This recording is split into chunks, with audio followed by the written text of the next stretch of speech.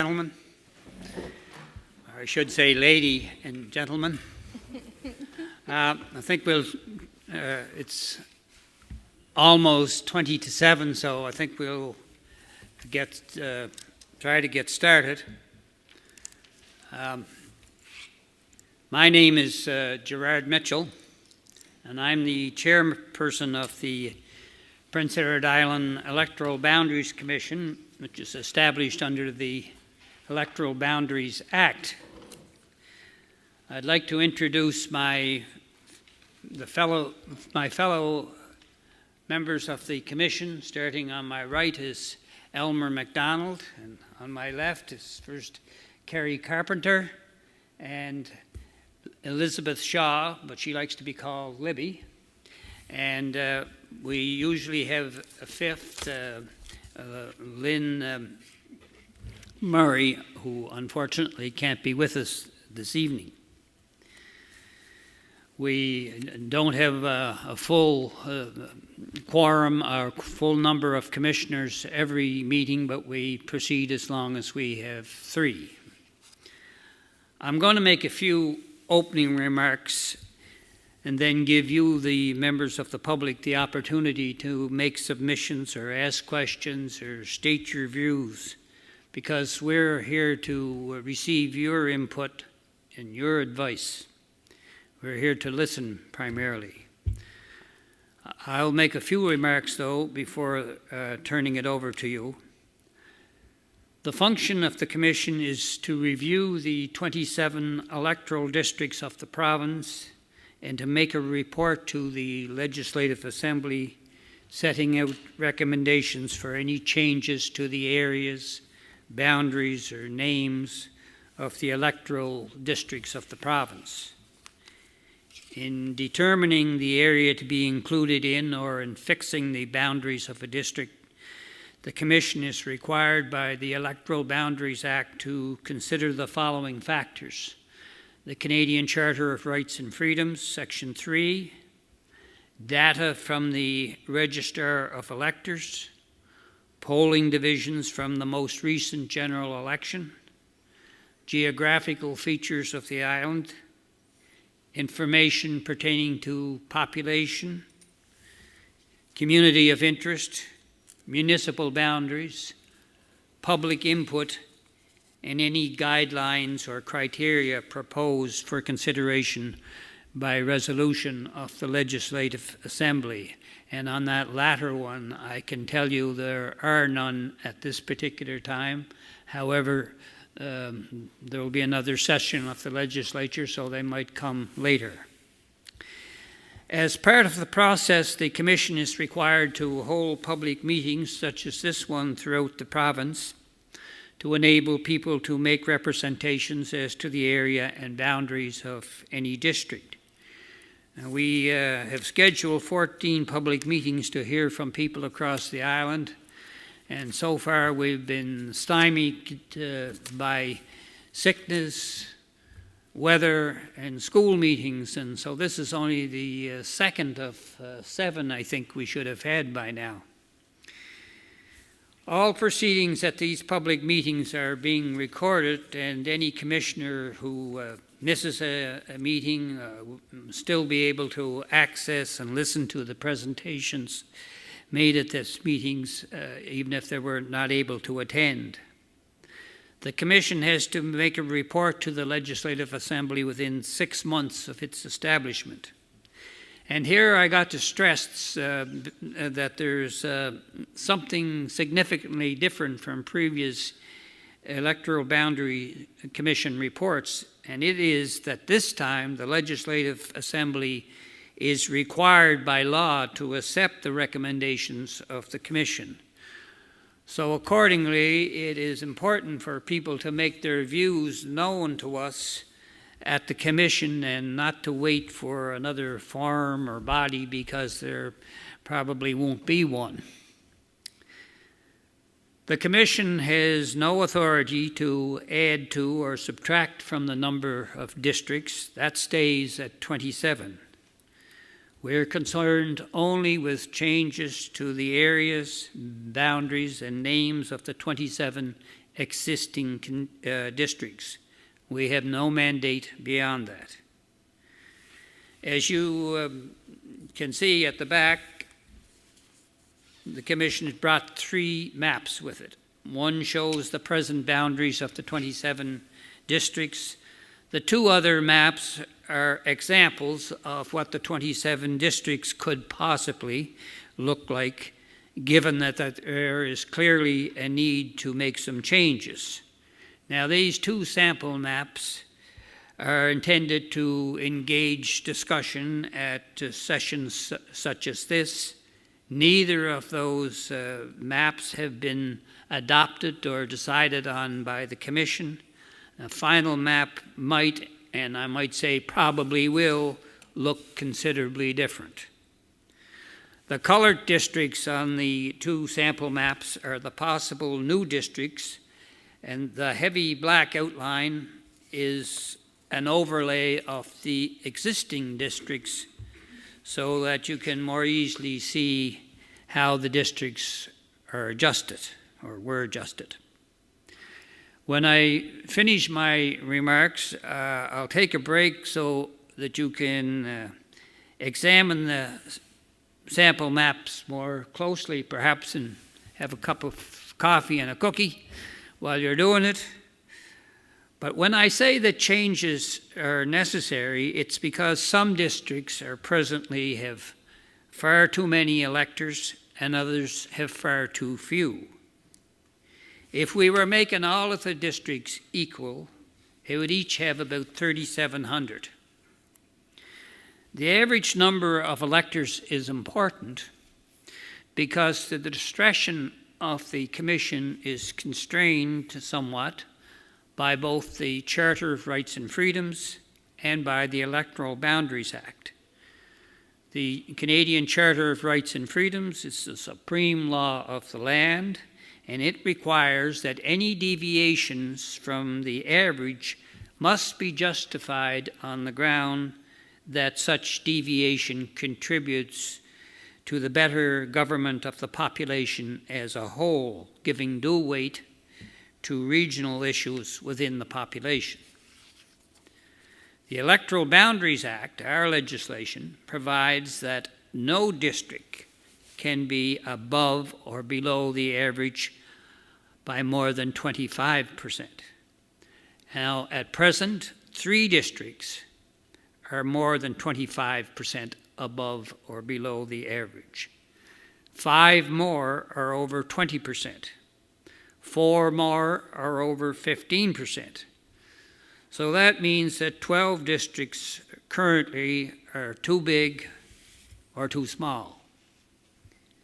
Keep in mind that the Supreme Court of Canada has decided that the only variances allowable in the context of electoral boundaries are those that can be justified in the name of more effective representation for the population as a whole. Voter parity is of prime importance, but it is not the only factor to be taken into account. Effective representation is the overall goal, and it cannot be achieved without taking into account countervailing factors such as geography, municipal boundaries, population growth and population decline, community history, community of interest, group identity, and minority language and cultural representation. So numbers are important in establishing electoral boundaries, but electoral boundaries is not simply a numbers exercise. At the end of the day, the goal is effective representation. And there may well be factors that justify departure from strict parity in some cases. Now we'll take a break to give you a chance to look at the maps. Some of you have already done that. However, before doing so, I want to introduce to my right here Mr. Terry Scott, who is our mapper. And if you ask him, I think, he can show you how a district would look if those boundaries were shifted around some. he can move boundaries, I think, for you right here this evening if you ask him what it would look like if you went down this road or across this way instead of the way that we have it on any of those maps, and he'd give you an idea too of how many people live in that area. So I'd like to take a short break now, invite you to look at the maps, grab a cup of coffee, and maybe talk to Terry if you want to, but when we come back, I'll invite you to make your representations or submissions, ask us any questions, make any suggestions.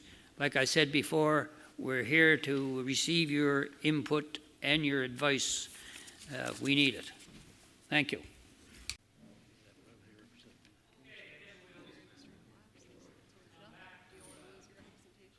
No, after.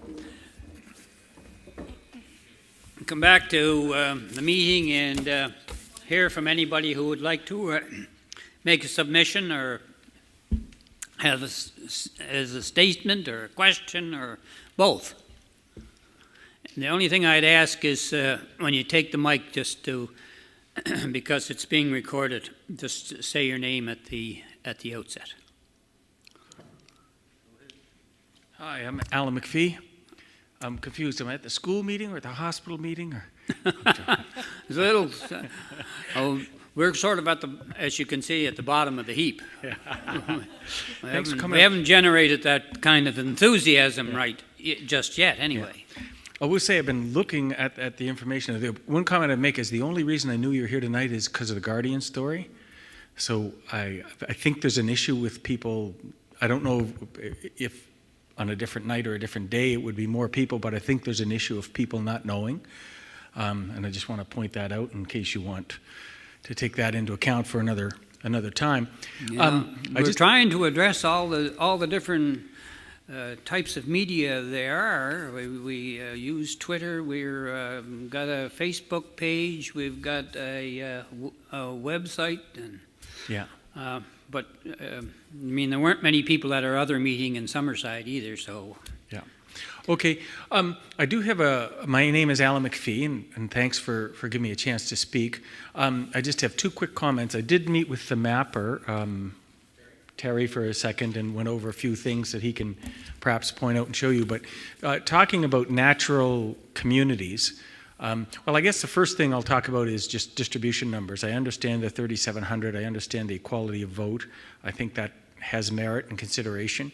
I think the official term for the other type of government is effective government, which means the bureaucracy, the senior administrators, and all of that sort of thing.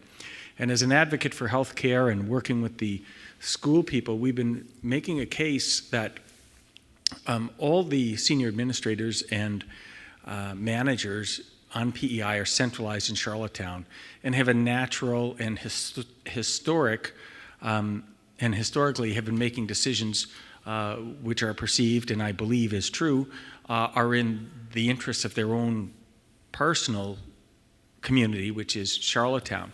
So by having the presence of its senior administrators and manager in their own community, they have a form of representation that rural areas without senior administrators don't.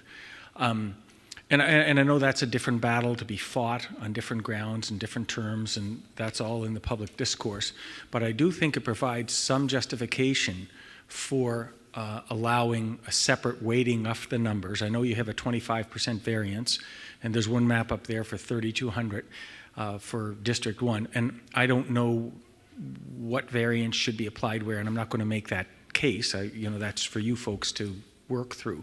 But I would note that I think there's a real solid case for rural areas having a lower number of people to try and balance out the rural representation a little bit. My bigger concern, so that's my first point. My second point is, and my larger concern, is aligning the natural communities of interest. And when I look at district, before I move on to that, I want to just, the numbers, when I look at the variance, again, I noticed Lewis Point, North River Road, and Brighton, North River Road, and downtown Charlottetown all have a lower number of representation. Plus, they have all the government administration. So they're getting a double benefit. And I think it's really, really important that that be corrected, more so than the rural areas getting less numbers. I think those areas in Charlottetown that have all the managers should, under no circumstance, be underneath the variance. And I think that's a really key point to balancing this out. When they've got all the management and favorable numbers, it's really unfair. As going back to the natural communities of interest, in my mind, St. Peter's, Morel, Mount Stewart is a more natural community of interest than St. Peter's, Georgetown. And in my mind, that just the communities never flowed together. And, you know, historically, going back to the days of Sale and how the communities married and communicated and fought and everything else, it's been a North Shore community, whereas Georgetown Cardigan's kind of been a southern community. And I would tend to go there where I would add St. Peter's, Morel, Mount Stewart, and kind of get at that rural north side community, Peaks, which is really, I think, a natural community. And I know that would probably They always played against Georgetown, too. Yeah, exactly. Exactly. And I think that would buff that numbers up. And then when I look at the districts in Stratford, the new addition, I think, is 5. And it extends out towards, I think, Vernon River area, the way you have it dropped. Whereas I would drop that line south perpendicularly and try and consolidate that into just a second Stratford seat. And then that would allow that some gerrymandering with the Point Prim Belfast district. But my point is, you know, without having drawn all the lines, we did go through it. I think it could work because but my point is, there in Kings County, I think there's a couple of distinctly rural, natural community of interests, and then Stratford's seats should be Stratford focused because that's the reality of their community of interest. So those are my 2 comments, and thanks. Can I ask you a question? Certainly. Do you think it's more difficult to be a rural MLA than a Charlottetown or Summerside MLA? 100%. I happen to live in Charlottetown now. My wife came from a city of 7 million people, and I had her out here for a while, and she just said, "I can't live in the bush, Al." So we had to move in. Kathleen Casey's my MLA, and lovely woman and does a great job, but she, you know, attends functions, goes around the city, tends to her people. I know the MLAs out here because I've lived here all my life. So over the decades, I mean, you're dealing with poverty and requests and jobs, and the rural areas, particularly up here, tend to still look at government as the clan chieftain. They're looking for a chief because there's no government infrastructure around you, and there's very little administrative support. So anything you need in government goes to that one person, and I think it's a horrible job, really, to be a rural MLA. There's so much expectation put on you, and there's so little support resources. I think the urban MLAs are really more a true MLA. I think the urban MLAs can deal with the matters of government. They can talk to other government leaders. They can concentrate on policy. Richard Brown is being a minister, and he's dealing with his neighborhood. I think out here the MLA is not only a government representative, I think they are the government. And I think it's a much bigger role. Thank you. You're welcome, thanks. Anybody else? His name is Walter Bruce, fisherman. Just came here, had a couple of concerns. Actually, my granddaughter talked me into coming, and I started reading a little bit on it. But my concern is the districts. Well, farming and fishing, let's face it, is the backbone of the province economically. I don't know what percentage it's. I've mentioned it's more than 50% of the income that the island produces comes from farming or fishing. Tourism, I think, is third, and you have some tech jobs in Charlottetown. But most of these jobs are in the countryside on the island. And let's face it, the population is diminishing. You know, Souris is dying, you know, the communities are dying, but still that economic wealth is still coming from those areas. The west end of the island, the east in particular, areas in between is more mixed up with the population from Charlottetown and that in the suburbs or whatever. But the other part is, by us decreasing, Charlottetown's gaining. So they'll be in a situation to control the people in the countryside that's actually producing most of their jobs that's in Charlottetown. This is what worries me down the road. Like, I probably won't be around when that happens. But I can see it happening down the road with the local MLA and First Kings, if it takes in from St. Peter's and all that area, or even bigger by then because the population is decreasing. They're not going to have much power. The people that is all gathered around that little hub in Charlottetown, that basically the economic foundation of their livelihood is from the two main industries on the island.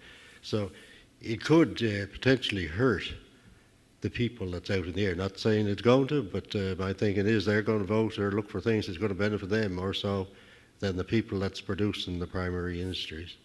Anyhow, that's my concern. I'll ask you the same question before you go. That is whether or not you think it's more difficult to be a rural MLA than an urban MLA. First Or of do you all, have any opinion on that? First of all, I think being an MLA in the island would be a difficult job wherever you are. But Yeah. yes, in the countryside, there's houses are far and in between. Said earlier, the population is shifting. You don't even know who is in what house anymore. You knew people there for decades, and all of a sudden there's someone new there. Well, when do they move there? You know, it's I have in my own community. There's people I don't know that's probably only 1,000 feet up the road from me. Yeah, well, if you want to see change in demographics, you don't have to look far, do you? On any part of this island. I mean, it's just amazing everywhere you go. No, the countryside's emptying out. You know, it's just a subject I always bring up. Alan brought up schools there. When my own community was brought up and attended primary school up to grade 8. When I left grade 8, there was 44 kids in that classroom. Last year, there was nobody getting on the school bus in that community. Say that again? When I left the community 44. school, there was 44 kids in that schoolhouse in Elmira. Yes. Last year, there was no kids in that community getting on the school bus. None. None. 0. I'm not sure if there's any this year or not. I haven't checked, but I know last year there was 0. It's quite something, isn't it? Okay, thanks. Thank you. Any others?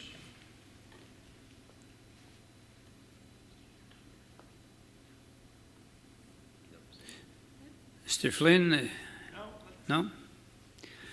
Well, I thank you for your submissions. They've given us something to think about, and we will keep them in mind. And we thank you for your input. Like we say at all these meetings, we wish there were more people to hear from, and we try to publicize them as well as we can. But we'll just keep on plugging. We're supposed to have a dozen more across the island. But I should tell you that I was told not to expect much in the way of turnout, because the last time they had this, John McQuaid was from up this way, and all of you would probably know him. He was the head of the commission, and he said he too had small crowds. Sometimes 2 people, sometimes no people, sometimes 10 people, so it's not all that unusual. Okay. I will echo Alan's sentiment too, just about... Would you come up to the mic? Yeah, sure. And just Oh, tell us your name. Alicia. You don't get off easy here. okay, it's not so much related to the districts as much as I saw it in The Guardian too, which I get at work, but I don't get personally, and I happen to write it in my day planner, so I knew it was happening today. But when I went online to look it up, when I looked at PI public consultations, it's not on the provincial website, and I know this, PI EBC is separate, but the province maybe should be advertising it as well Okay. on their page, just to have a central hub of the Okay. public consultations that are ongoing. That's a good idea. Yeah, good Yeah. point. Thank you. Okay, well, thank you for coming. You're welcome to our coffee and cookies. And If I might just, Yeah. Just one quick thought. Chris, when we were talking that map, we may have had to get less people in District 2. And I noticed that District 132, if you drop that boundary of District 1 down to Dundas and rope that in, it would bump up number 1 and take down number 2, which would allow you that shift down around Stratford. Just an idea. Thank you. Okay, we're done.